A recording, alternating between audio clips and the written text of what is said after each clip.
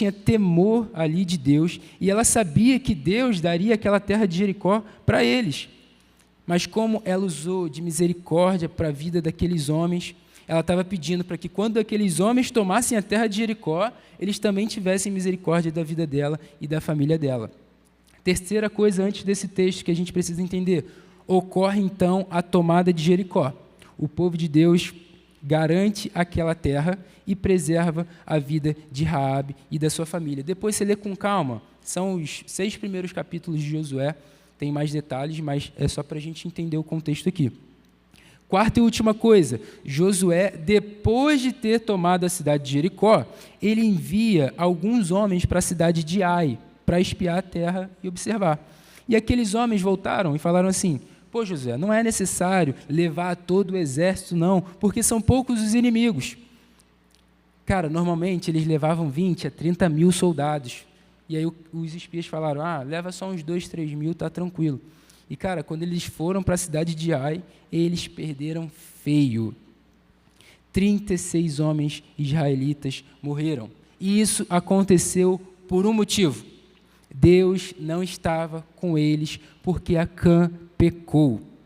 Acã pegou o que não era para pegar e a ira de Deus se acendeu contra os filhos de Israel. Então, gente, eu quero falar com vocês hoje aqui as consequências do pecado, como o pecado oculto, como o pecado não tratado, como o pecado não confessado é fatal para a nossa vida. A primeira lição que esse texto traz para a gente é: Deus vê o nosso pecado. Deus vê o nosso pecado. Cara, quando os homens perderam a batalha na cidade de Ai, todo mundo ficou desacreditado, principalmente Josué. E a partir do versículo 6 do capítulo 7, Josué se humilha, Josué se quebranta e ele não entende o que aconteceu. Os caras acabaram de tomar a cidade de Jericó, ganharam uma batalha importante, só que eles perderam logo em seguida na cidade de Ai, porque Deus não estava com eles. A Bíblia diz, se Deus é por nós, quem será contra nós? Mas e se Deus for contra nós? Cara, vai dar ruim. Por causa do pecado de Acã, não confessado e escondido no meio do povo. Josué não sabia disso, muitos soldados não sabiam disso, muita gente do povo de Israel não sabia disso, mas Deus sabia. E aí Josué questiona ao Senhor: Senhor Deus, por que fizeste esse povo passar o Jordão para nos entregares nas mãos dos amorreus, para sermos destruídos?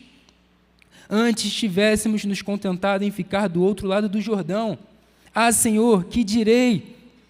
Pois Israel virou as costas diante dos seus inimigos. Quando os cananeus e todos os moradores da terra ouvirem isto, nos cercarão e apagarão o nosso nome da face da terra. E então, que farás ao teu grande nome?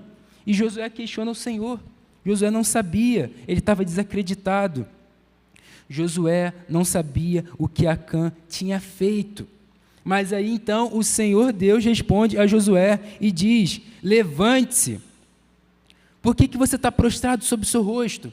Israel pecou, quebraram a minha aliança, aquilo que eu lhes havia ordenado, pois tomaram das coisas condenadas, está falando agora de Acã, furtaram, mentiram e até debaixo da sua bagagem o puseram.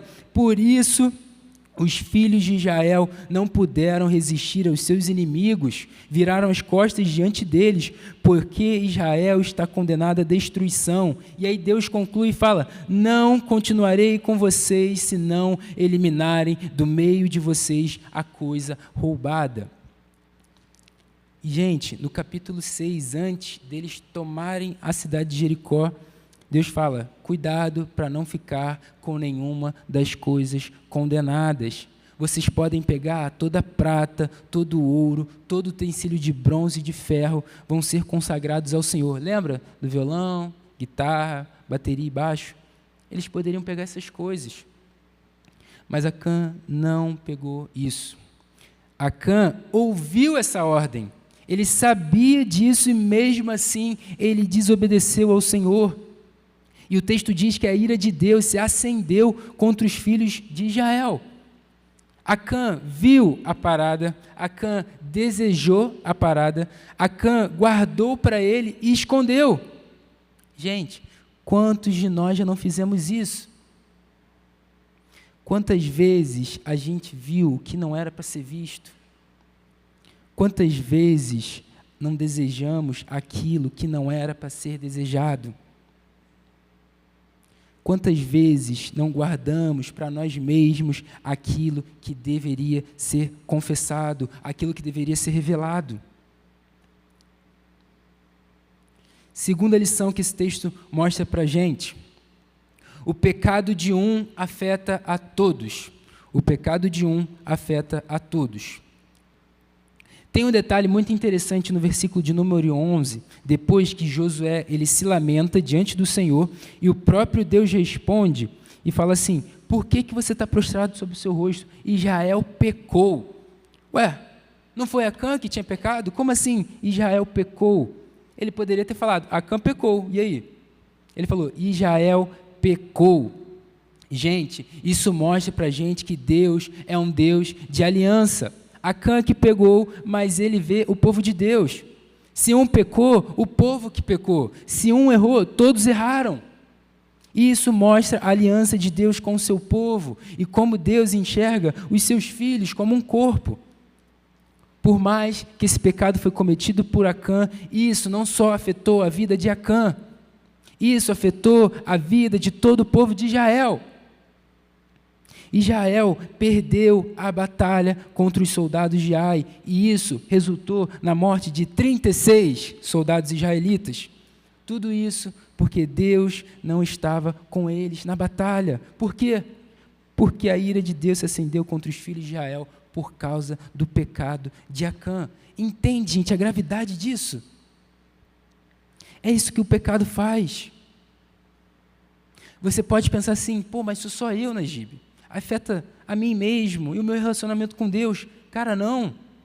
Isso afeta você, afeta a sua família, seus amigos, seus irmãos em Cristo. Uma vez que você é filho de Deus, o seu pecado sim afeta o corpo de Cristo e as pessoas ao redor. E esse texto mostra para a gente isso. O pecado de um afeta a todos. Cara, 36 soldados morreram porque Acã pegou uma paradinha lá, que ele achava que estava de boa. E Deus diz que não vai continuar com eles se eles não eliminassem do meio deles a coisa roubada. E aí, o que acontece? Pela manhã, Deus falando a Josué agora, vocês vão se apresentar segundo as suas tribos, e a tribo que o Senhor designar por sorteio se apresentará segundo as suas famílias, e a família que o Senhor designar se apresentará por casas, e a casa que o Senhor designar se apresentará homem por homem. Gente, eu fico imaginando como é que deve ter sido aquela noite para o povo de Israel. Os maridos, os líderes, reunindo casa em casa e falando, foi você? Quem que fez isso? Cara, fala a verdade. Quem que trouxe essa calamidade para o nosso povo? Gente, deve ter sido uma noite de profundo questionamento e dúvida. E eu fico pensando, como é que devia estar Acã ali? Será que ele devia estar, caraca, meu irmão, não é possível que no meio de tanta gente vão descobrir que fui eu? Ou ele estava tranquilo?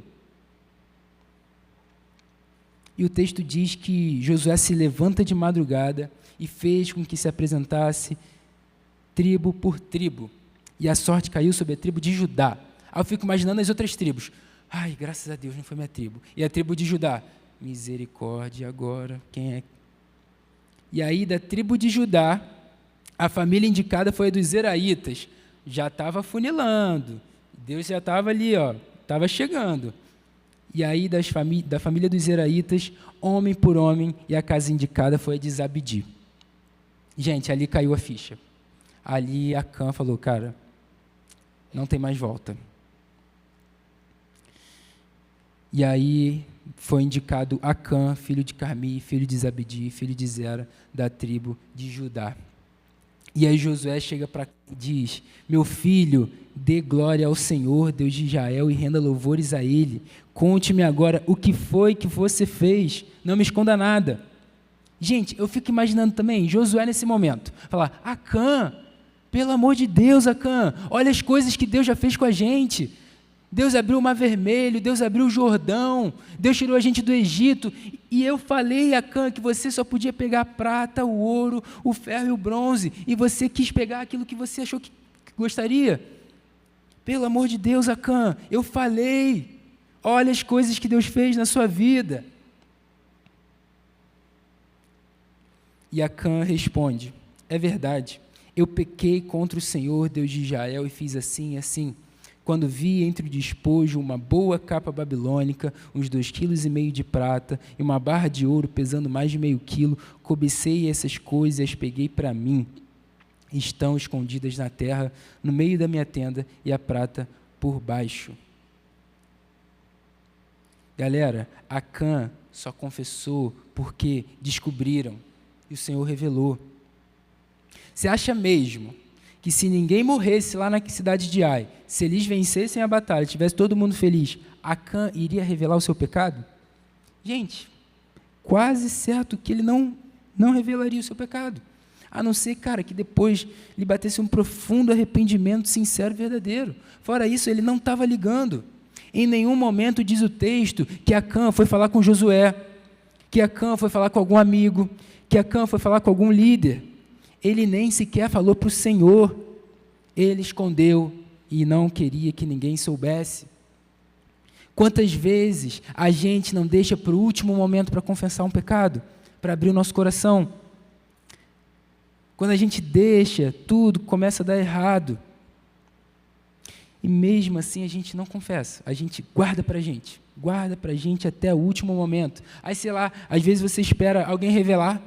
Irmão, ninguém revelou até agora? Está tranquilo, vou fazendo. Gente, não deve ser assim.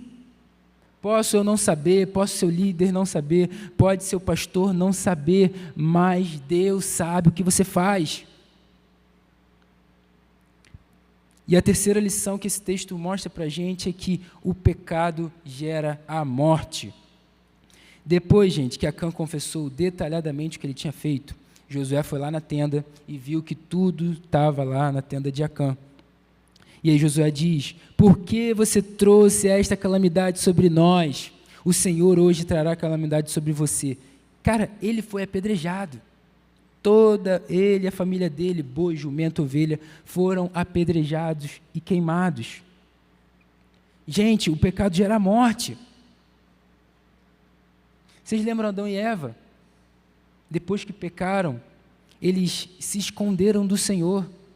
O texto diz lá que Deus caminhava tardinha no Éden, e eles se esconderam do Senhor. E Paulo resume um pouco isso e fala, assim como por um só homem entrou o pecado no mundo, e pelo pecado veio a morte, assim também a morte passou a toda a humanidade, porque todos pecaram. Meu irmão e minha irmã, sabe por que você não é apedrejado igual a Acã? Sabe por que você não é fulminado na presença de Deus? Sabe por que o seu pecado não te fez morrer até agora? Por causa de Cristo. Por causa de Cristo. O seu pecado e o meu pecado fez morrer um único homem, digno de toda a glória e de toda a honra. O justo que se fez pecador, o Deus Todo-Poderoso que se fez homem. Ele levou o meu e o seu pecado naquela cruz. Por isso que nós não morremos por termos pecado. Ele morreu por mim e por você. Gente, toda mentira, toda idolatria, toda inveja, toda cobiça, toda pornografia, toda maledicência, toda falha e pecado, Jesus levou numa cruz. Uma morte que era minha e sua, Jesus teve. Por isso que nós não somos apedrejados ou fulminados ou dilacerados por Deus, porque toda a ira de Deus que se acendeu sobre a vida de Acã, que era para ter se acendido sobre a nossa vida, se acendeu sobre Jesus naquela cruz. E Paulo conclui falando que por uma só ofensa veio o juízo sobre todos os seres humanos para condenação, assim também por um ato de justiça veio a graça sobre todos para a justificação que dá vida. Porque como pela desobediência de um só homem, Adão, muitos se tornaram pecadores, assim também por meio da obediência de um só, muitos se tornarão justos. Amém. Só Jesus para trazer libertação para a nossa vida, salvação e perdão dos nossos pecados. Por causa de Jesus, nós temos vida diante de Deus. Amém? De que forma a gente aplica esse texto na nossa vida, galera? Primeira aplicação: seja obediente à palavra de Deus. Gente, imagina que a gente está indo para o retiro de busão do UP, e aí a gente está indo no caminho. Aí lá chegando no retiro, teve um pequeno acidente. Caiu uma árvore e um poste. Só que a gente só viu isso lá na hora. Choveu muito na noite anterior. E aí o guarda chega e fala, só dá para passar carro e moto. Ônibus, não dá para passar por aqui. Vocês vão ter que pegar um outro caminho. Vai demorar uns 20 minutos, mas vocês vão chegar em segurança. Aí o motorista, já estou aqui, vamos ali. Aí a gente, calma aí, motor, escuta o guarda, está tranquilo. E aí, beleza, a gente dá mais uma volta, 20 minutos, e a gente chega em segurança. Gente, aquele guardinha de trânsito lá, que orientou a gente, ilustra um pouquinho o que a palavra de Deus faz na nossa vida. A palavra de Deus aponta para a gente o caminho certo e o caminho errado. Ela orienta para a gente o que a gente deve fazer. E muito mais, ela é viva e eficaz. É a palavra de Deus. E muitas vezes, eu e você, a gente não entende muitas coisas que Deus faz. Mas a palavra de Deus é que mostra para a gente o que agrada e que não agrada o coração de Deus. A palavra que foi inspirada pelo Espírito mostra como eu e você devemos viver em santidade. Irmão querido, irmã querida, você tem sido obediente à palavra de Deus? Será que a sua vida reflete a verdade das Escrituras? Será que você se tornou apenas um ouvinte da palavra?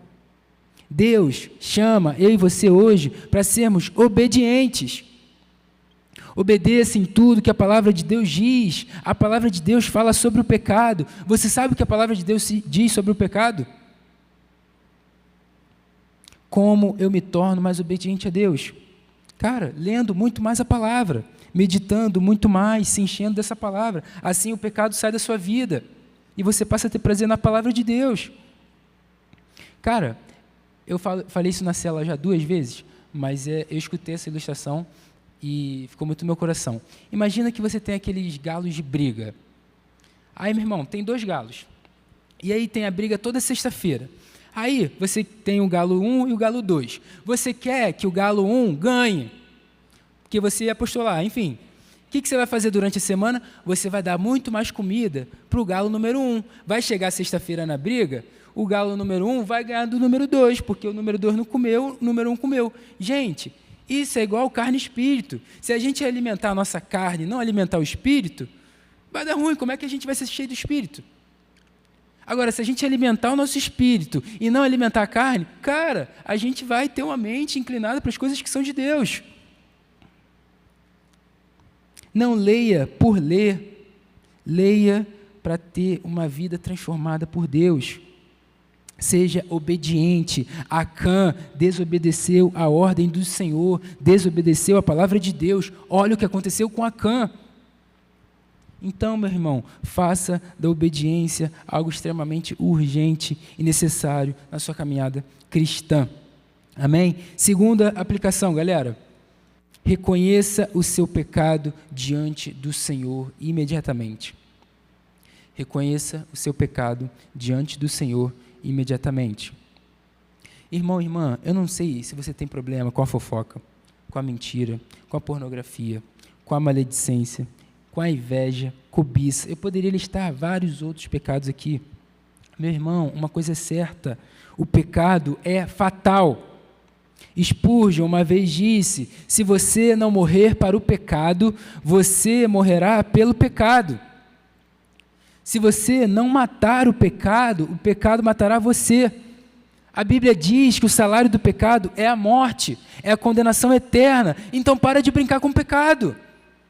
Para de flertar com o pecado. Para de achar que você está no domínio da situação. Você não está no domínio da situação. Você fala, está tudo certo, eu posso me livrar a hora que eu quiser. Eu não sei se vocês já viram um vídeo, apareceu para mim no Instagram. Era um cara segurando uma folha. Nessa folha tinha um buraco preto no meio.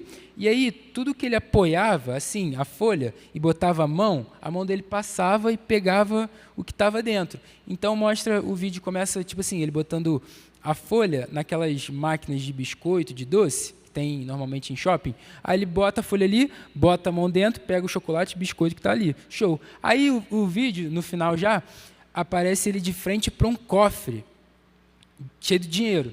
Aí ele bota o papel assim na frente do cofre, bota a mão e vai tirando dinheiro, vai tirando dinheiro. Aí ele fica admirado. Aí nisso ele vai botando a mão, vai botando a mão, vai botando a mão. Quando vê, ele entrou com o corpo dele todo no cofre. E aí quando ele entrou com o corpo dele todo, a folha caiu. Já era, filho. Ficou lá dentro. O pecado faz isso, gente. O pecado aprisiona a gente. O pecado te faz escravo, te promete coisas maravilhosas e prazeres momentâneos, mas gera a morte. Você não tem controle da situação. Você não é o bonzão que pode se livrar a qualquer momento. Clame hoje pela misericórdia de Deus sobre a sua vida. Reconheça, meu irmão, imediatamente o seu pecado diante do Senhor. Cara, se você continua afundado no pecado, achando que está tudo bem, não está tudo bem, cara. O pecado é fatal. Afeta o seu relacionamento com a criação, afeta o seu relacionamento com as pessoas e principalmente com Deus. É impossível você estar em paz com o pecado e estar em paz com Deus. Cara, o meu papel aqui, gente, não é falar se você acha que está legal ou se você acha que está chato. É para você acordar para a vida. Não espere amanhã, semana que vem ou ano que vem para se acertar com Deus. Acerte-se hoje, imediatamente. Reconheça que você é um pecador miserável que carece da glória de Deus, porque você é. Eu e você precisamos reconhecer o nosso pecado diante do Senhor, antes que seja tarde demais.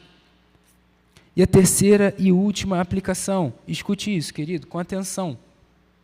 Confesse o seu pecado e se arrependa. Confesse o seu pecado e se arrependa. Galera, tem pecado que a gente confessa a Deus, que a gente reconhece. A gente confessa a Deus, pede perdão e se arrepende. Vou dar um exemplo. Mentira. Cara, mentir. Você chega a Deus e fala, caraca, Senhor, eu reconheço que eu menti naquela situação, te peço perdão. Aí você conta, eu menti porque eu fiz isso, fiz aquilo, eu estava pensando nisso, eu não queria que descobrissem isso. Aí você mente. Aí você pede perdão a Deus, você se arrepende e você nunca mais mente de novo. Irmão, glória a Deus, bênção. Essa é a essência do verdadeiro arrependimento. É você não voltar a fazer aquilo. É você ter desgosto daquilo que você fazia. É você não querer cometer aquilo de novo nunca mais. Isso é um verdadeiro arrependimento. Então tem pecado que a gente confessa a Deus, se arrepende e tem uma nova vida e não volta mais a fazer. Glória a Jesus, irmão, você é livre, vai viver. Cara, mas tem pecado que a gente tem dificuldade para vencer. E aí você reconhece, você confessa a Deus, você pede perdão, você se arrepende e no dia seguinte você está fazendo as mesmas coisas. Aí você reconhece, pede perdão, se arrepende. Reconhece, pede perdão, se arrepende. Isso vira um ciclo. Irmão, eu falo isso com muito temor. Busque ajuda. Conte com a sua igreja para vencer esse pecado. Graças a Deus, essa igreja lida de forma a zelar pela sua vida e a te proteger. Então, cara, converse com o seu discipulador, converse com a sua discipuladora, com o seu líder de célula, com a sua líder de célula. Irmão, conversa com o seu pastor. São autoridades impostas por Deus sobre a sua vida. Você deve prestar contas a essas pessoas, sim. Você não está sozinho nessa caminhada. Você não está sozinha nessa caminhada. Conte com a gente. Nós queremos que o Senhor se manifeste na nossa vida. Para isso, nós precisamos acertar a nossa vida diante dEle. Você lembra de Acã? Ele foi pego e ele confessou detalhadamente o que ele tinha feito. Irmão, não espere ser pego por alguém. Não espere alguém descobrir, alguém revelar ou acontecer alguma fatalidade. Confesse detalhadamente hoje, seu pecado é Deus. O que você fez, o que você anda feito e o que você continua tendo vontade de fazer. O pecado deve ser tratado, o pecado deve ser confessado. As consequências, irmão, do pecado oculto são devastadoras. Irmãos, para concluir, nós temos a palavra de Deus à nossa disposição para a gente ler, para a gente reler, para a gente saber o que Deus quer para a nossa vida. Nós temos a igreja, a comunhão dos irmãos aqui. Todos os nossos líderes, nossos pastores ajudam a gente nessa caminhada.